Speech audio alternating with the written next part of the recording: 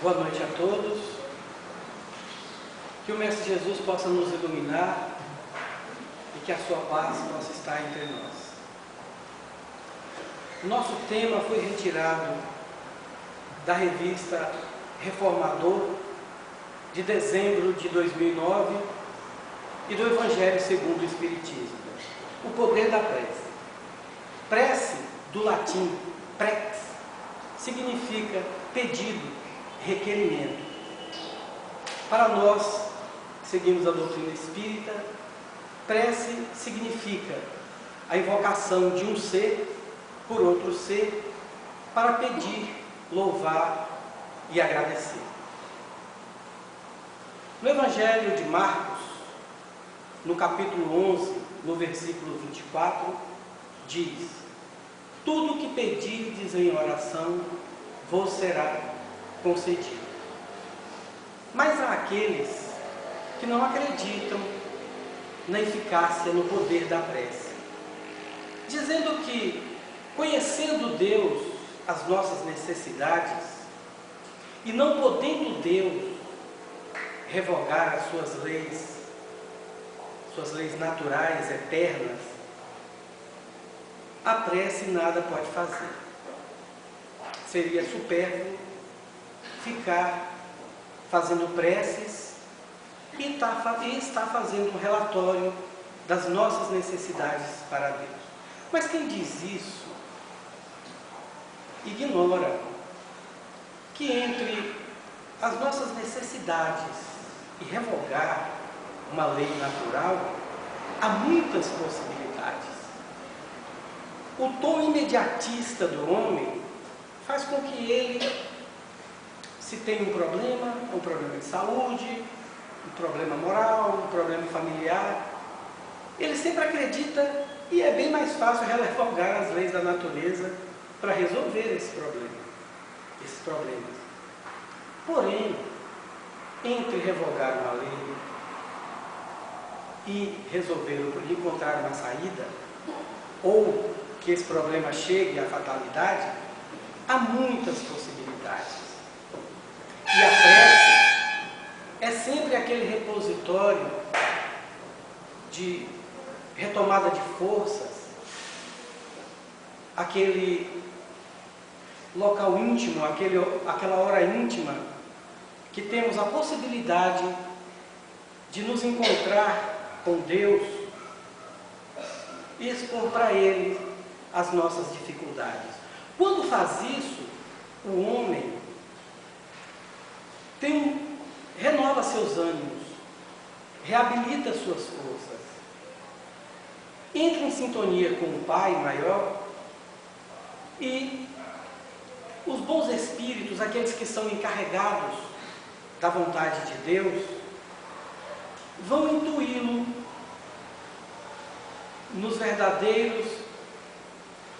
nas verdadeiras indicações de como resolver os seus problemas, seja de saúde, seja problemas materiais, seja o problema do convívio familiar, todo tipo de problema.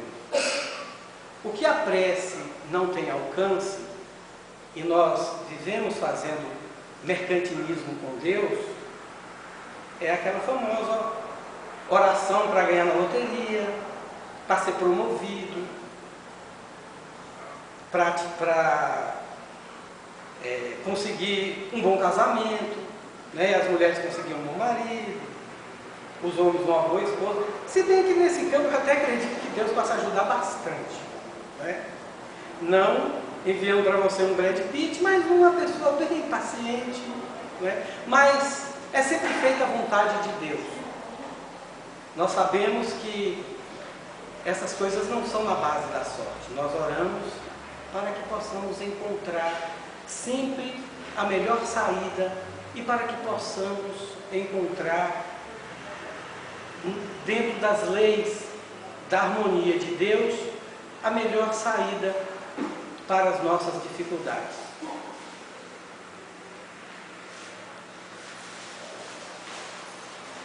Deus conhece as nossas dificuldades melhor do que nós. Então, quando Marcos diz aqui tudo que pedirdes, é claro que Jesus quis dizer tudo que pedirdes para o nosso adiantamento moral. Porque para a doutrina cristã, para a doutrina que Jesus veio nos ensinar, a posse, o material, de nada vale. Ou seja, vale muito para nos mantermos, para nos alimentarmos, para cobrir a nossa cabeça com um teto, mas não é o mais importante. O mais importante é o nosso crescimento moral. E Deus conhece a nossa intimidade melhor do que nós.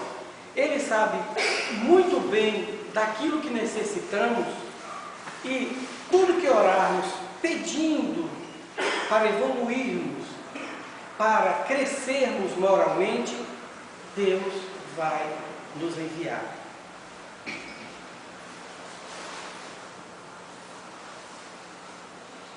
O pesquisador Carlos Eduardo Tosta, da Universidade de Brasília, ele começou a pesquisar sobre os efeitos da prece com um grupo de pessoas que estavam em tratamento de saúde num dos hospitais comandados pela Universidade de Brasília. Ele entrou nessa pesquisa porque acreditava que através da prece ele retiraria o estresse dos pacientes.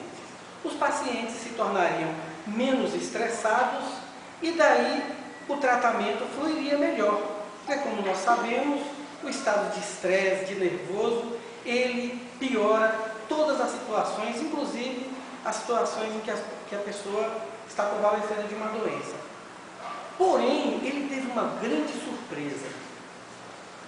Quando ele submeteu os pacientes às preces, e não eram só preces de um segmento religioso, eram vários. Cada dia ele convidava e ele tinha um segmento religioso, um rabino, um padre, um pastor evangélico, um médium, um palestrante espírita, e assim por diante. Ele pôde perceber que ao final das preces, dos momentos de orações, tinha uma palestra, tinha uma pregação, e após fazia uma prece. Ele pôde perceber que a imunidade desses pacientes estava aumentando.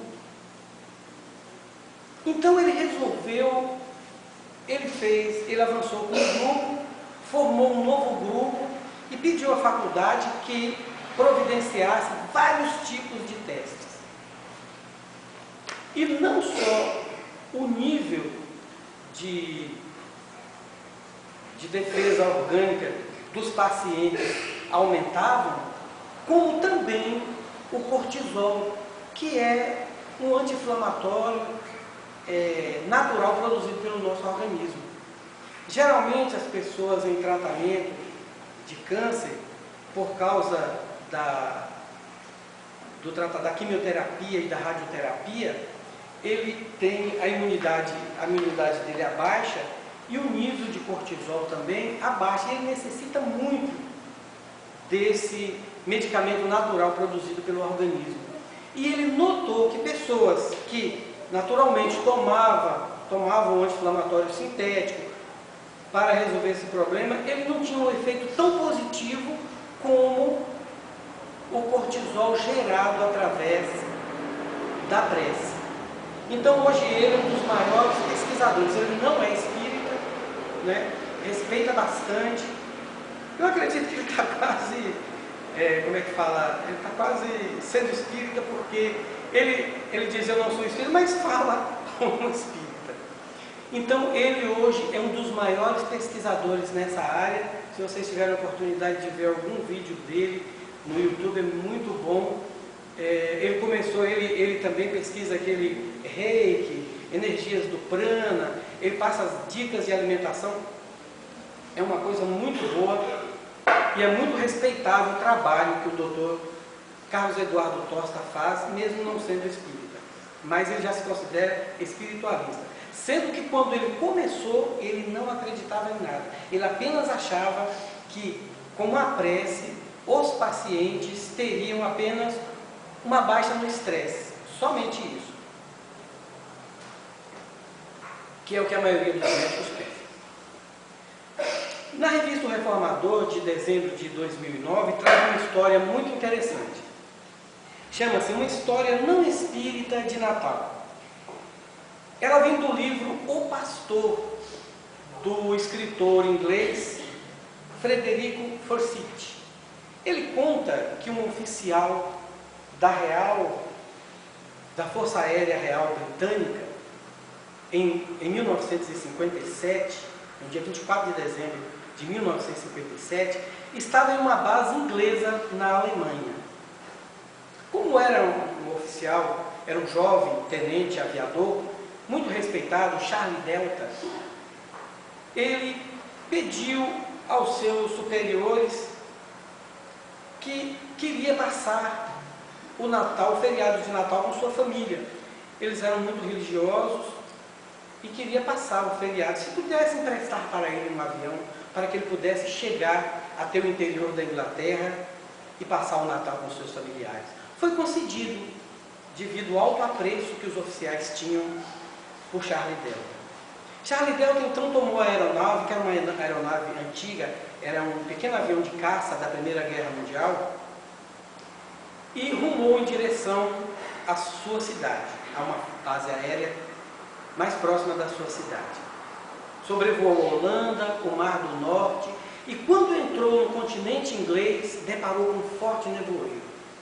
Foi aí que ele se lembrou de checar se a bússola estava funcionando. E ele viu que não. Bateu um desespero, mas ele tinha um rádio. Alguém podia ajudá-lo em sono. Mas o rádio também não funcionava. No denso nevoeiro, ele não conseguiria ver nada. Pela autonomia de combustível que ele tinha, e aquelas aeronaves não tinham uma boa autonomia de combustível, ele não conseguiria voar até passar o nevoeiro e poder visualizar algum local onde pudesse aterrissar em segurança. Então ele se viu diante da morte e se revoltou muito. Charlie Delta falou: mas como posso eu, com tanta vida, com tanto plano, com tanta esperança, morrer tão jovem? E de uma morte tão trágica, eu vou voar até que a nave perca, apague os motores por falta de combustível, e eu caia ou me choque contra uma serra, ou caia no mar. É muito cruel. Mas ele se lembrou da sua família, da sua herança religiosa, e passando aquele primeiro momento de desespero, ele fez uma prece a Deus. Ele disse: Senhor, perdoa-me pelo desespero e pelas palavras, mas me dê força, me dê condição de entender essa hora, se for a tua vontade. Mas se não for, Senhor, me aponta uma saída. E batia na bússola para ver se ela funcionava. Era isso que Charlie Delta queria. Ele queria, de alguma forma, revogar as leis da natureza. Que aquela bússola que não estava funcionando por um problema mecânico fosse revogada com a lei da natureza e, por passe de mágica, ela voltasse a funcionar. Ia no rádio, mas se manteve calmo e tranquilo. Senhor, eu sei que eu estou numa hora grave. Eu sei que eu estou numa hora, mas deixa-me, Senhor, ficar calmo. Mas dá-me uma luz. Naquele instante, a 10 metros, apareceu uma aeronave. Era um avião antigo, do começo da Primeira Guerra. E tinha uma inscrição JK, que ele confundiu como Kilo Juliette, que para a aeronáutica inglesa é um avião meteorológico, serviço meteorológico. Depois, passando um pouquinho mais, ele viu escrito Pastor, que é o jargão escrito nas aeronaves que auxilia no salvamento de outras aeronaves como ele em pânico, como a aeronave dele em pânico. Então o pastor, que bom, meu Deus, como é que ele me descobriu aqui? Então ele se aproximou, fez os sinais característicos diz que voaria a uma distância de 10 metros e que cada manobra a ser feita, ele iria fazer os gestos já conhecidos pelos pilotos e tudo ficaria bem. Foi feito assim e Charlie Delta pousou em segurança em uma base desativada de uma cidadezinha do interior da Inglaterra. Ele notou que aquele avião era apagado, não tinha luzes.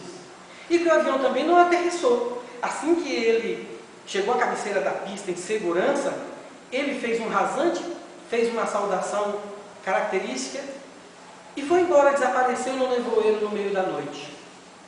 Charlie Delta foi recebido pelo tenente ordenanças Joy daquela base, contou o caso rapidamente, pediu imediatamente um telefone e começou a ligar, nervoso e eufórico, para todas as bases. Ele queria descobrir quem foi o seu benfeitor, para agradecer muito e até combinar de estar com ele para abraçá-lo e para agradecê-lo de forma veemente.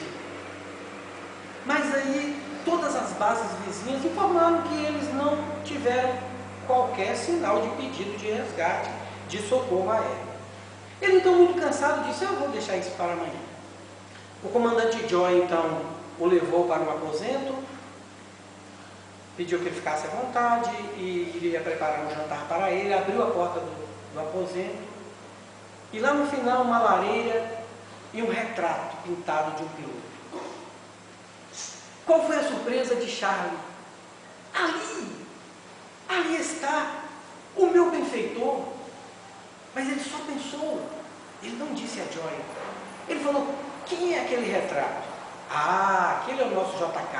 Aí ele entendeu que a inscrição JK na fuselagem da aeronave não era Kilo Juliet, era as iniciais de Johnny Canagian. Então ele falou: e quem foi esse? Ah, ele era um piloto irlandês. Era o melhor piloto pastor que nós tínhamos aqui. E ele tinha um diferencial muito grande. Ele tinha um sexto sentido. Antes que alguém dissesse que alguém lá em cima estava em perigo, ele sabia e ia lá buscar. Ele dizia assim: se alguém lá em cima está em perigo, eu vou colocar aquele no chão em segurança. E fazia isso com tanto amor, com tanta dedicação. E Charlie então disse: pois ele continua fazendo isso. Ele é impossível, meu amigo.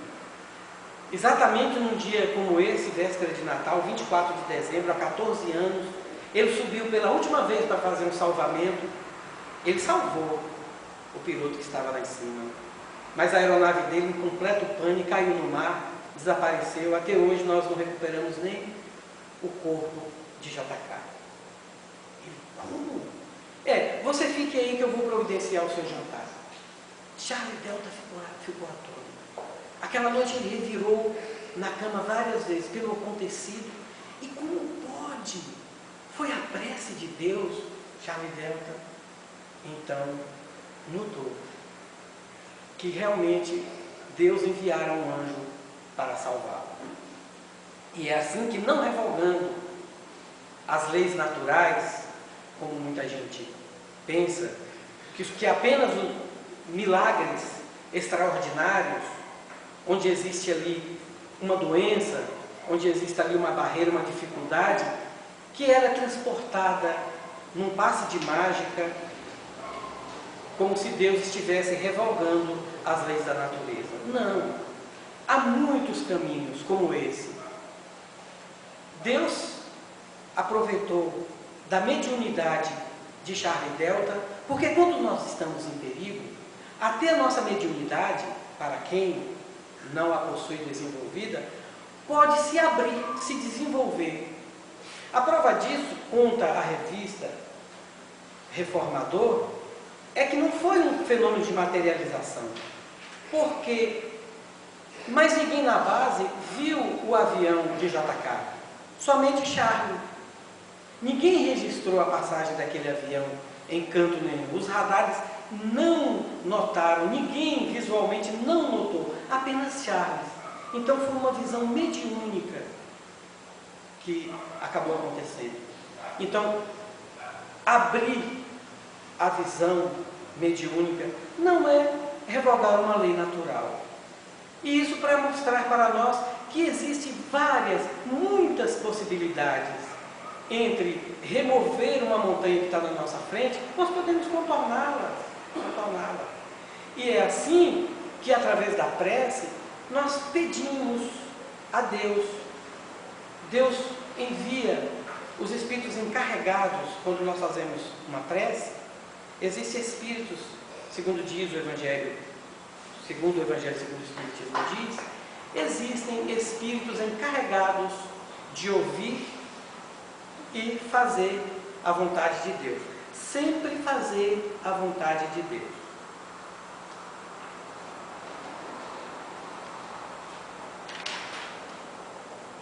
Nós estamos envolvidos no fluido universal. Para nós termos um exemplo, nem todos aqui fizeram o curso básico e nem o sistematizado, talvez ainda não atentou para essa matéria, esse assunto. Nós estamos envolvidos no universo, no fluido universal, uma energia universal. Assim como nós aqui na Terra estamos envolvidos pela atmosfera. Onde quer que estejamos aqui no planeta Terra, né, estamos envolvidos na atmosfera. Tanto é que ela contém o oxigênio necessário à nossa existência. E se ele faltar por um minuto, morremos.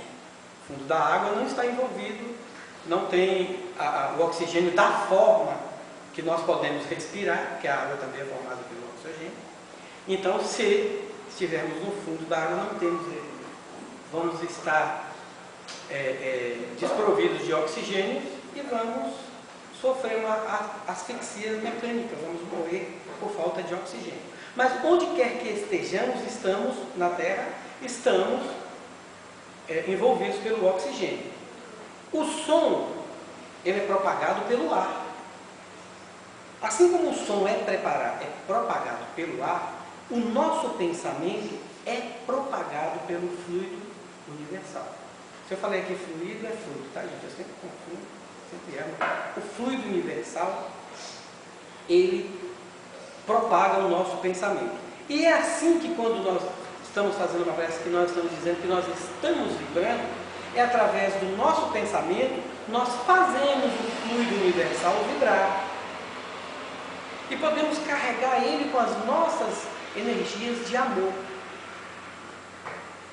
E essa vibração chega até os espíritos encarregados de fazer a vontade de Deus, como acabamos de dizer. E é assim que se dá, de uma forma, vamos dizer assim, sucinta, porque isso é matéria aqui para um mês. É assim que se dá o processo da prece.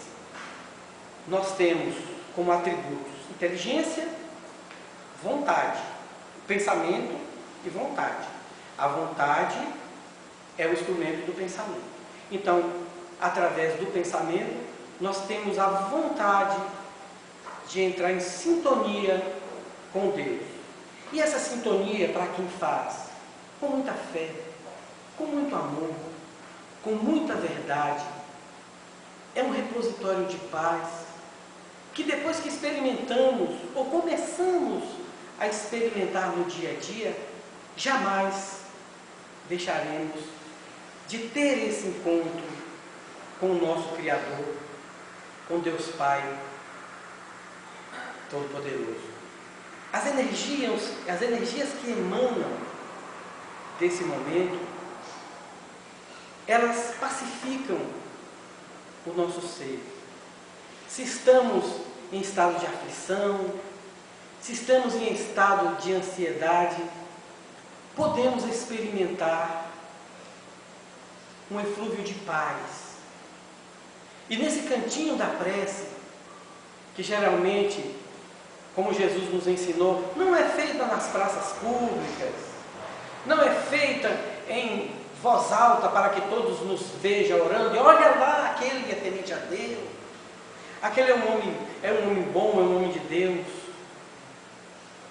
E nem com palavras repetidas.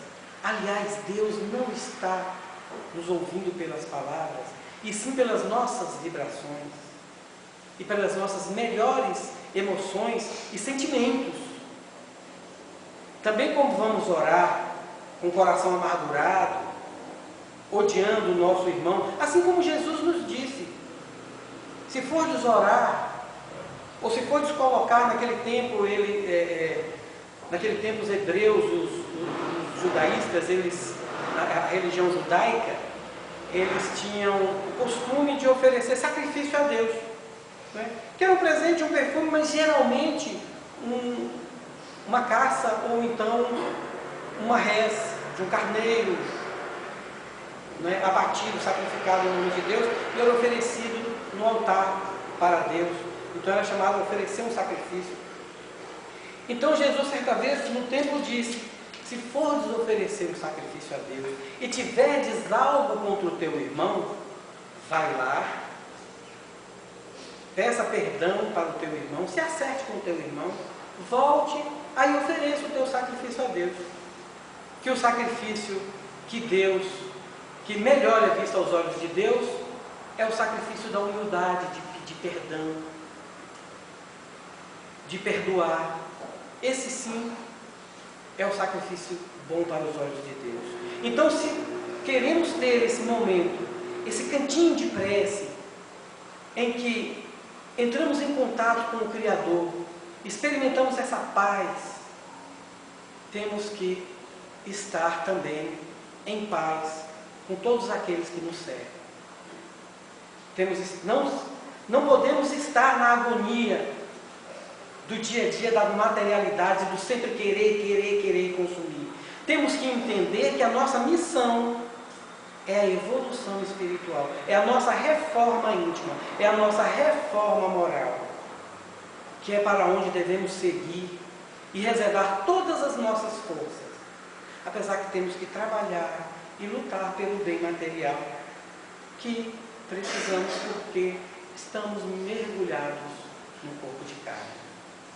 Mas saber que quando partirmos daqui, levaremos apenas a nossa herança, o tesouro que acumulamos de bênçãos de Deus, daquilo que conseguimos nos transformar moralmente para melhor. E assim, conta-nos uma história, Divaldo conta-nos uma história que uma equipe de médicos, engenheiros, religiosos, resolveram reunir várias pessoas de vários credos num templo, numa cidade dos Estados Unidos, eu não me lembro agora o nome, para orar, para ver que benefício tinha. Eles tinham toda uma aparelhagem desenvolvida pela NASA para captar energias sutis, essas coisas. E aí eles começaram a fazer isso. Fizeram assim um turno de orações de 24 horas por uma semana. Durante uma semana, durante 24 horas, várias pessoas se revezariam em oração, pedindo por tudo, pedindo pela Bolsa de Valores,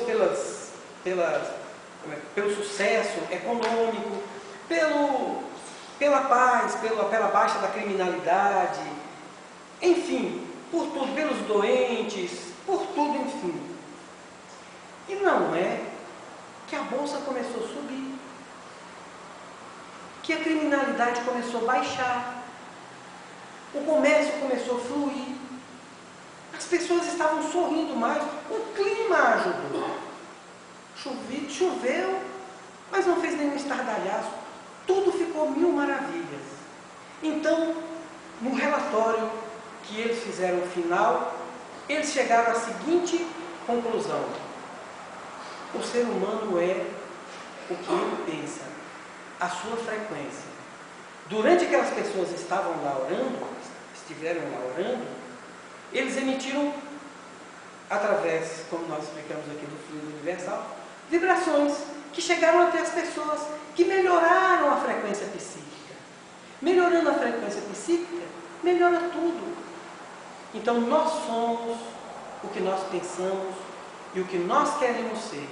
E a prece tem o poder de melhorar essa nossa frequência psíquica, de nos tornar pessoas melhores e de nos reservar um encontro com o Pai, sempre muito providencial, sempre muito gostoso. Essa aqui é a verdade, e que pode nos melhorar e muito. Muito obrigado pela atenção dispensada de vocês. Tenham todos uma boa noite.